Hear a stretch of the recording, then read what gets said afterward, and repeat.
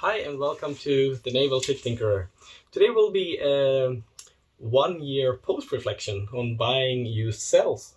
I actually had the guy who sold me my cells reach out to me, and so I want to talk about a little bit about using used cells. So in my project a year ago, I built this battery, and I'm actually posting them for the first time now.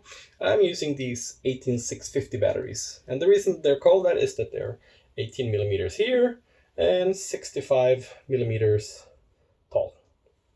So if you buy these are LG MJ1s, they're called. So LG Chem batteries. What to say about them? If you buy them new, a year ago, I think I could buy these for about $10 US. I think that was the price. I just checked them out before, and right now they cost about 6.5 euros or dollars, whatever. And I bought these for 1.5 euros. So it's about 20% of what you can buy these for right now. And I saw the guy I bought these from, he's actually selling these for 1.4 euros right now. So even though there's inflation, it's, they're still cheaper than a year ago. And I started researching where can I get used cells, because buying these new and having 440 of these in the battery pack, that would be kind of expensive. 100 or $10 times 440, 400, that's 440 bucks. No, that's just for 100. So that's 1,700 US dollars for my whole pack. But buying these used, I got them for like 400, 500 bucks, something like that. But yeah, it's about 20% to buy these. So why would you buy these used and not new? Well, honestly, if you have the money, buy them new. It's great, except it's not that environmentally friendly. And to be honest, I don't think these things are super environmentally friendly to do anyway. But yeah, if you care about it, buying used gives these guys a second life, and it kind of builds a market for used cells. So when I was looking in the EU, I only find 2 suppliers, and both seemed good. But one guy I reached out to called Tom, and thanks Tom for reaching out to me again. He was kind of an enthusiast, you could feel, when I bought from him. And I bought these from him. So yeah, when I felt the back and forth with the emails that he was an enthusiast, I felt that, I could probably get good support if this doesn't work out. And to be honest, if you saw my previous videos, you could probably see that I had some rejects when I was testing these. And I think that's a little bit fact of life when you buy these used. So when you buy used cells, the trade-off is that you got to test them yourself. You just can't get away from it. It doesn't mean that the guys you're buying them from hasn't tested them. It's just that when they buy them, they test them and then they put it in storage.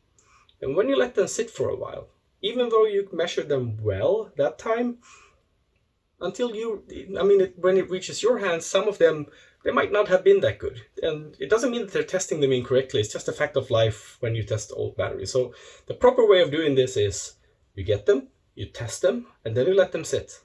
And then you see if they lose capacity. And when you test them, you need to test for a few things. What's the internal resistance? When they go bad, the internal resistance becomes bigger. And I had a few of these, not many, but I think 2 or 3 that got hot.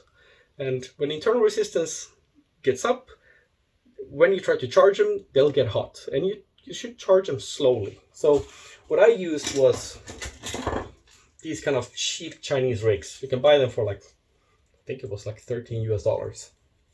But anyway, so why I like buying them from Tom, and he runs a website called 18650batteries.eu. It turned out to be a good thing, because when I got my first batch, everything was great. And then I got a second batch because I wanted to build an even bigger battery pack. And then the guy, when I tested it, I find quite a few that was not that great. And like I said, I think Tom made a great job probably at testing them. It's just a fact of life that, they pull these out of, old battery packs and try to sell these cells to make a business out of it. And they test them and then they sit. And during that time, some of these can become, they turned out that they weren't that great. But because I used this guy who is, he's an enthusiast, definitely. He immediately sent me 100 more for free of charge. So yeah, would I buy from him again? Yes. And is it sponsored? Nope. I paid for these myself. I haven't got a cent from him. He didn't give me free, but he did supply me with new ones, and I really appreciate that. So if you're in the EU, I would highly recommend Tom and 18650 cells, 18650 batteries.eu is his website. And I'm actually going to use them probably for the next project I'm building. Not probably buy from him, but probably build that project I'm thinking about next. So what should you think about when you buy these? Well, first thing you got to think about is, why did I buy these? Well, there are two kinds of batteries. One is kind of a high power battery, and they don't have too much, how to say, energy stored. So they're high power, you can pull a lot of energy out of them really quickly. And then you have on the other spectrum, you have the high capacity ones. So you have tons of energy in them, but you can't pull a lot of energy out of them quickly. And these guys, they are 3.5 amp hours in energy, in capacity. So they're kind of pretty good when it comes to how much energy that is stored in them. But they're also pretty good at when it comes to high power. So you can pull 10 amps out of these, which means 10 amps, and this is 3.5 amp hours battery. I can probably pull these down, if they were new, in about 20 minutes, from full to zero, without them bursting into flames. I will not do that though, because they're used. I'm also going to get some safety margin, so maybe I'll pull it down in 35-40 minutes instead, just to have that extra safety margin. They are still used. But since I tested them myself with my test rig, I feel confident that they're good, and now my battery pack has been, lying here for over a year, over the winter, and it keeps its charge. So I was really, really happy with the batteries I got, and especially for support. Because if you buy used cells, you buy 450 used out of somewhere, they don't know where they got it from. Maybe they do, but probably they don't know who used it, how they used it, and everything. They test them and then they sell it to you. You test them again. You let them sit for a while to see that they don't lose their voltage. They don't automatically have a self-discharge. If they have high self-discharge, rejects. And yeah, that's what I found with some of the batteries when they were standing for a while, because I had a break in my project. So what more do you have? So I have used cells, and I recommend, if you're going to build these yourself, like, it's a trade-off. You buy new ones, you can probably just build it immediately. But if you buy used ones, you have to test them. So I got these. These are battery testers. They're pretty simple. Like, you can just say that, okay, I want it to charge to 4.2 volts, which is the top. Then I want it to go down to, like, say, 3 volts or 2.5, which is the lowest you should in 18650s. And the reason I'm not kind of discharging all the way down is that I want to have longevity with my batteries. If you go to 100% to zero, you can just discharge these for 400 times. But if you cap the charge at the top, and if you cap how far down you go, you can have maybe 2000 times this discharge. And that means you have a long battery life. But anyway, so this took me a long time, because initially I just got 2, and that took a long time. Then I got 4, which means I could test, 16 batteries at a time. But to speed this process up, as you've seen in my video, I saw this from Jehu Garcia, where he kind of built, these 18650 holders and then just connect them. Didn't do a great job with that, but yeah, it worked. And I could kind of charge these with the help of a IMAX B3, so these ones. So this charges them at 6 amp, at, between 2.5 and 4.2 volts, given where the state of the charge is. And things you got to look out for. This is not a guide how to build batteries. You should buy a book. I highly recommend buying the, what's it called? Do-it-yourself lithium battery book, because it goes through the safety. If I touch this battery here, nothing will happen. But if I put a lot of these in series after each other, the voltage doubles for each battery. When you reach about 50 volts, that's when it starts to get really dangerous, because then the voltage is so high that it can break the skin barrier, and you can be the short of that battery. And you will get electrocuted. You could die. And I want to say something about the battery pack I built, because I built a nominal pack, which is 72 volts, times 63 amp hours in capacity. And for my application, which is a boat, that's really not good. So if you're building something like this, don't build it the way I learned. I mean, I did.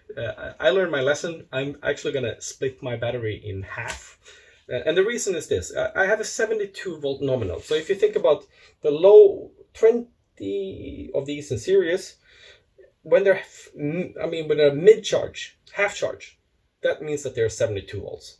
So at top it will be like 84 volts when they're fully charged. At mid there will be 72, and then all the way down to like, I think it's 60 or 55. I don't remember. But anyway, something like that. But if I'm in a boat and it's a bit humid and salt water gets to me, and I built all of these with waterproof connectors, but still, why take the risk? I mean, it's lethal. Something I want to say about my battery pack before I publish more videos is, if you're building it, and for a marine environment especially, try to stay under 50 volts. It's this is a hobbyist thing, and you're not an expert. I'm not an expert. I'm a tech tinkerer. I'm trying to learn as I go. I'm trying to take precautions though. I did read the book. I took rings off when I was working with batteries. I had plastic gloves. I had face protection if it burst in flames for some stupid reason, if I dropped something. And I have dropped one of these when I have a boat, my sailboat. I dropped this on a 12 volt battery. Luckily it just went to the plus and minus pole. I mean, it sounds stupid. I mean, I read it in the book before. You drop the tool and bam, it just explodes. My battery did not explode. It just made a huge freaking spark, and then it flew off. But wouldn't have been a little bit longer on, probably the whole thing would have exploded with everything that is in the battery in my face. It would have been nasty. So think about battery safety when you're buying used cells. So when you're buying used cells, test them in a place that won't burn down your house. I did not follow that advice, and I don't think I got the advice, but afterwards I've been thinking that wasn't a smart thing to do. Try to put it away from your house, in a shed that can't burn down, anywhere where it's safe if these burst out in flame, because some of them were pretty hot when I was testing them, and if they get hot, when they reach about 195 Celsius, they will probably start bursting into flames. So yeah, what more? We talked about the price. They're about a fifth of new. That means that you can actually build pretty darn cool things. It's more environmentally friendly if you buy them like that. You give them a second life through your hobby project. And you can use them like I do. I have it like a second backup for power at home. If power goes out, I have 5.5-ish kilowatts of power. And I have now an inverter that I connected to it, so I will get 220 volts, which is what we use in the EU. In the US, you use half of that. But yeah, I will get power to run my home. And if I do bare minimum, I could use it as a prepper thing for for a week almost. I have solar power also that I can actually now connect to that. And I learned those things when I was at a boat before.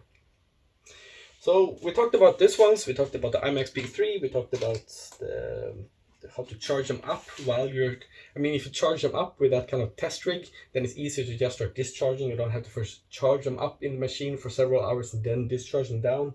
So you can quadruple you could make it so much faster to test a lot of batteries. Get a lot of these. Why, if you're going to spend time with used cells, get like 5 or 6. And it looked like a Christmas tree when I was running all of these at home. I still have a few. Not the great ones I put in my battery pack, because I think it's good to kind of overbuy also a little bit. Like I said, it's not the fault of your supplier. They are taking used cells out, they test them, they do the right thing. But still, some of these will probably not be good. If you buy from the right guy, like I did, I think, they will actually provide you new ones, because you found out that maybe it wasn't 90% of new ones that they were advertised in real. And it's just a fact of life. You have hundreds of these. Some of them just aren't going to be as good as advertised, I think. What else do you need? Well, in my videos, you probably saw I was using this one with nickel strip to connect. I would not recommend having this one. So if you see me in the videos using this one, I had to charge it all the time. I actually had it on charge and the battery started getting real hot because, I mean, you use a lot of power every time you just doof, doof, doof, doof.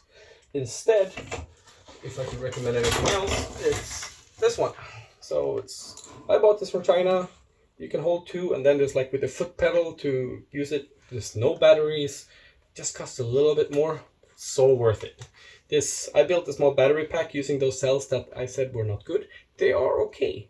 It's just that they are not right to put in my my high draw application that has a big motor pulling tons of current out. Anyways, that was this episode. I again want to send my best regards to Tom at 18650batteries.eu, and yeah, I recommend using them. I got great batteries, and the ones that weren't that great, he actually gave me new ones. So thanks for that. And yeah, that's all for this episode. Let's continue with the other videos.